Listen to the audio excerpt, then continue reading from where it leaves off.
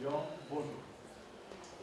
Je vais vous présenter, à l'inverse de M. Kitoni ce matin, qui vous a présenté les micro-organismes et leur importance, je vais vous présenter maintenant, dans cette conférence, plutôt les végétaux et leur importance. J'ai intitulé l'intitulé de ma communication des biomolécules d'origine végétale, intéressantes pour l'industrie pharmaceutique et agroalimentaire, et nous parlerons à la fin classe de la caractérisation et valorisation des polyphénols des céréales alimentaires. C'est donc le professeur Mollum et son équipe, que j'ai oublié de signaler, il m'excuse. Je fais partie d'un laboratoire de développement et valorisation des ressources phytogénétiques, l'équipe biochimie micromoléculaire et phytochimie. Le plan que j'ai adopté pour cette conférence, ou cet exposé, nous allons parler un peu de l'importance des végétaux, des principes actifs des plantes, des spécialités pharmaceutiques, donc à l'origine des médicaments, des principes actifs tels que les alcaloïdes, les terpènes, rapidement.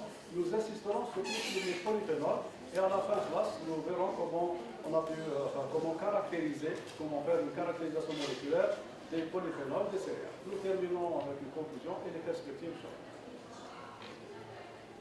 Les botanistes estiment à plus de 300 000 espèces terrestres identifiées et répertoriées sur notre planète.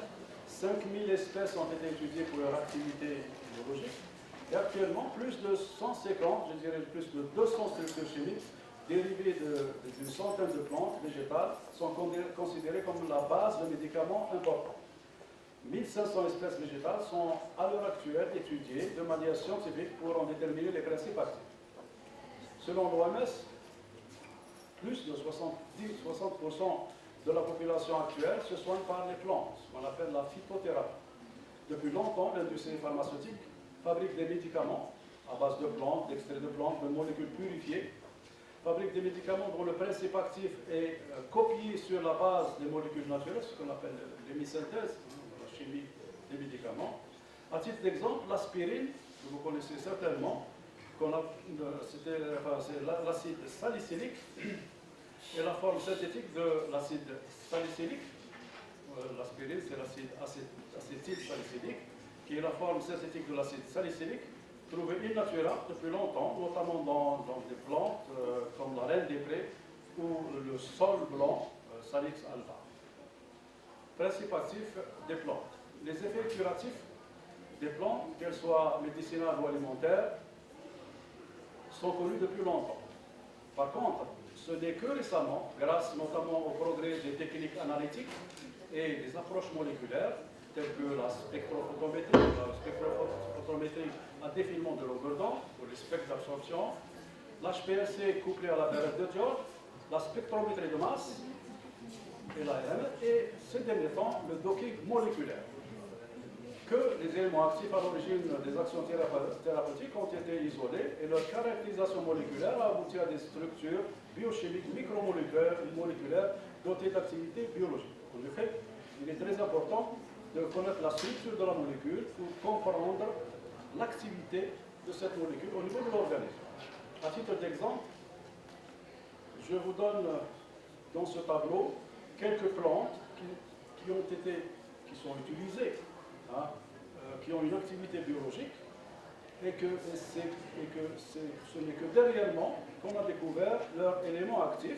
Si je prends Salix alba, on l'utilisait pour la douleur, pour la fièvre, mais on ne connaissait pas que cette Salix alba contenait des composés phénoliques. Ce n'est que récemment, grâce aux analyses biochimiques et phytochimiques, qu'on a découvert que le principe actif de Salix alba, c'était des composés phénoliques.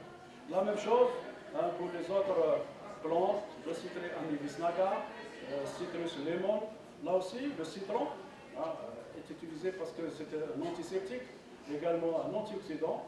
Et ce n'est que dernièrement, grâce au développement des techniques analytiques et moléculaires, qu'on a découvert les citroflavonoïdes que l'on extrait, que l'on trouve dans le citron. Deuxième tableau, là aussi, je cite quelques espèces, quelques végétaux qui sont utilisés également, tels que les labières, menta, la menthe, le romarin, sont utilisés pour leur effet thérapeutique. On utilise actuellement les feuilles, les fleurs, mais on ne connaît pas quel est le principe actif réel qui donne cette activité. On citera aussi les composés, Artemisia alba, shit, que l'on utilise la plupart du temps, qui a donc des effets contre le trouble des troubles digestifs, mais également vermifuge. Actuellement, on ne connaît pas quel est le principe actif dominant de cette plante. Est-ce que ce sont des alcaloïdes? Est-ce que ce sont des flavonoïdes, des terpènes, etc. Le principe actif n'est pas encore complètement élucidé. Je citerai également certaines plantes qui sont également utilisées dans la médecine traditionnelle. La même chose également, ces espèces citées sont utilisées en phytothérapie pour leur effet thérapeutique, sans pour le moment connaître la constitution moléculaire exacte de ces matières premières. Un énorme travail reste à faire pour isoler, identifier les molécules responsables des activités thérapeutiques de ces plantes. Les spécialités pharmaceutiques, les médicaments. Alors les médicaments à base de plantes sont constitués essentiellement soit de la partie entière, de la plante entière ou partie de plante, à base d'extraits de plantes ou à base d'une seule molécule. C'est cette molécule qui constitue le principe actif, l'élément actif au principe actif. Un survol rapide du dictionnaire Vidal permet de faire ressortir l'inventaire de quelques médicaments dont le principe actif est issu d'extraits d'une plante ou d'un organe de plante. Ces médicaments, tels que le Daflon, le cycloproa, l'ondansetron également, sont vendus en pharmacie. Et le principe actif, si on prend le Daflon, qui est donc pour les veines et pour les vaisseaux, contient deux principes actifs qui sont la diosmine et l'hespéridine. Ces molécules-là, ce sont des flavonoïdes, et la base, ou plutôt la matière première du Daflon, c'est le citron limon et citrus orontivore. La même chose pour le cycloproa, l'hespéridine, que l'on isole également du citron, l'ondansetron qui contient des anthocyanes, des proanthocyanes, qui sont des flavonoïdes, que l'on trouve essentiellement dans les fruits rouges. Il en ressort de ce bref inventaire que les molécules bioactives issues du monde végétal, qui aujourd'hui intéressent le monde, l'industrie pharmaceutique ou l'agroalimentaire, appartiennent essentiellement à trois classes, trois grandes familles chimiques: les alcaloïdes, les terpènes et les polyphénols, ou là les composés phénols. En ce qui concerne les alcaloïdes, je ne vais pas m'attarder beaucoup sur les alcaloïdes. Je citerai trois exemples dans l'industrie pharmaceutique qui ne peut pas se passer. Les alcaloïdes de la pervenche, certainement qu'il y a des chercheurs qui travaillent sur cette pervenche, nous livrent des alcaloïdes tels que la vincamine, la vinblastine, et ces molécules-là sont vendues sous un autre nom comme médicaments, la vincabutine et le vélo. Les alcaloïdes du quinquina également, le quinquina très cultivé en Amérique du Sud, produit de la quinine qui est un antipaludien, antibactérien, et les besoins sont énormes. Donc les besoins en ces molécules-là sont énormes. Donc peut-être on n'arrive pas à couvrir les besoins. La demande en quinine actuellement, vu les maladies telles que le paludisme, également la quinidine qui est utilisée contre les maladies cardiovasculaires, les besoins sont de 300 tonnes par an.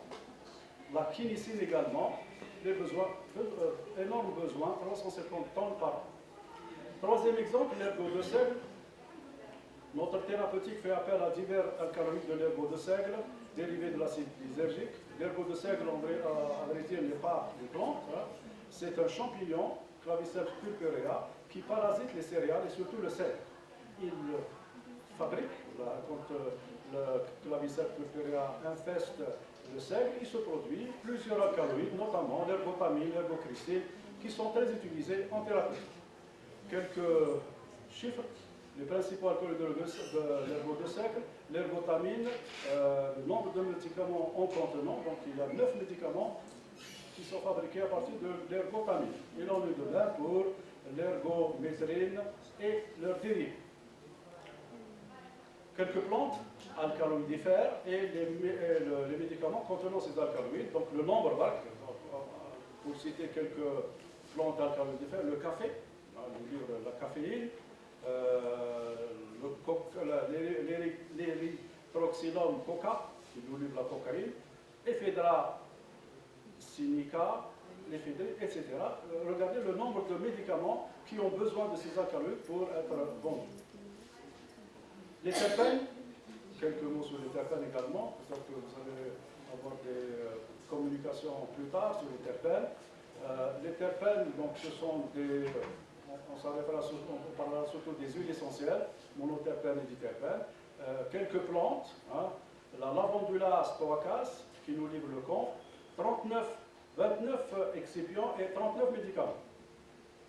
Menthe, la menthe, hein, la menthe, le nana, nous donne le menthol, 71 médicaments dont le menthol est précipatif et 345 médicaments ont besoin, ce sont utilisés comme excipients pour certains médicaments. L'eucalyptus, le thymus vulgaris, le thym, thymol, 17 médicaments ont besoin de ce produit-là, de ce terpène.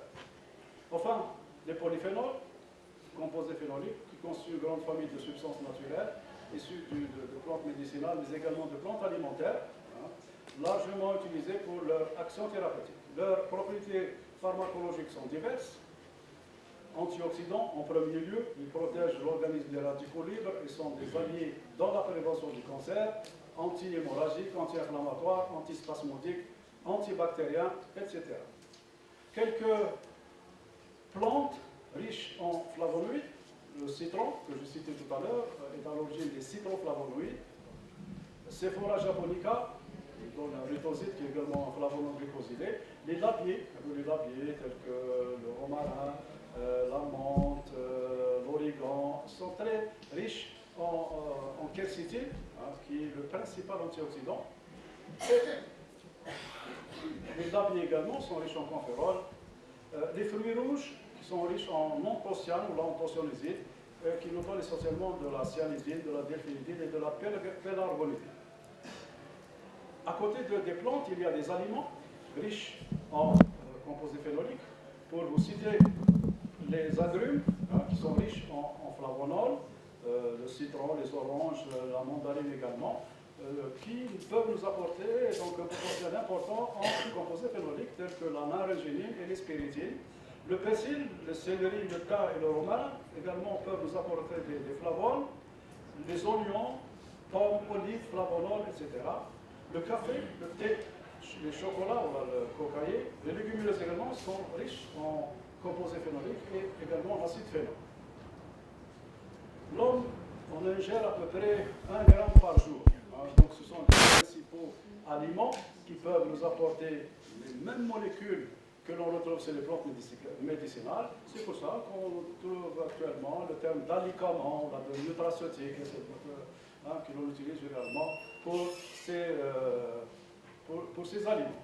Donc les fruits rouges, les oranges, le raisin noir, hein, peut nous apporter beaucoup d'anthocyanes. Et ces anthocyanes-là, sont très bons pour la santé, normalement pour la circulation sanguine, etc. Alors, nous, après ce bref inventaire, nous avons voulu rechercher de nouvelles sources de polyphénols. Alors, je dirais que ces sources végétales que je viens de citer, que ce soit plantes médicinales ou plantes alimentaires, constituent un bon apport en métabolisme secondaire. Cependant, elles ne peuvent pas couvrir à elles seules les besoins sans cesse croissants de la population.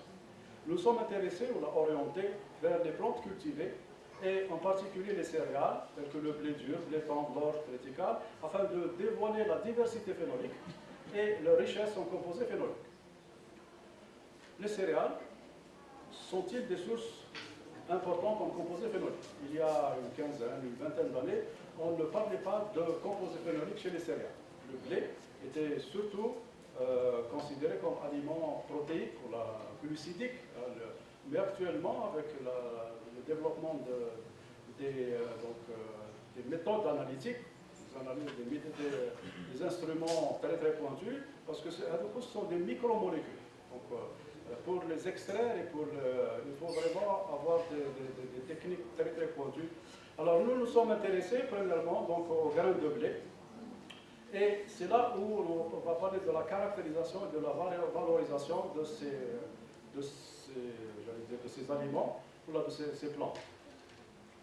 Comment caractériser, donc quelles sont les méthodes de caractérisation moléculaire des métabolites secondaires de type flavonoïde utilisées au niveau de notre laboratoire?